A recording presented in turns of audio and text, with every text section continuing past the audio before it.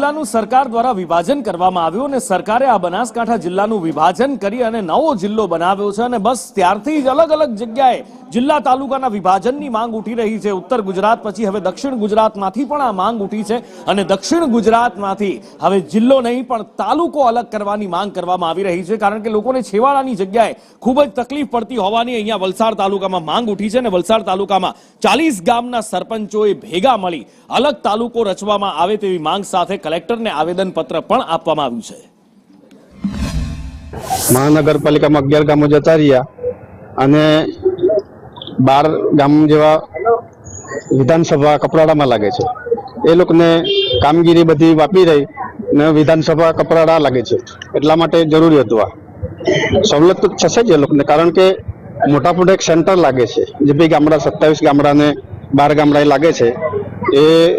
Centre લાગે છે। સભા એક જ છે અને વિસ્તાર આમ જોવા જઈએ તો ખૂબ લાંબો છે અને લાંબો છે એટલે જ્યારે અમારે કોઈ કામગીરી માટે જવું પડે તો ડાયરેક્ટ કપરાડા સુધી જવું, અને જે વિસ્તાર સતત લાંબો હોવાને લીધે અમને ઘણી બધી સમસ્યાઓ પડે છે।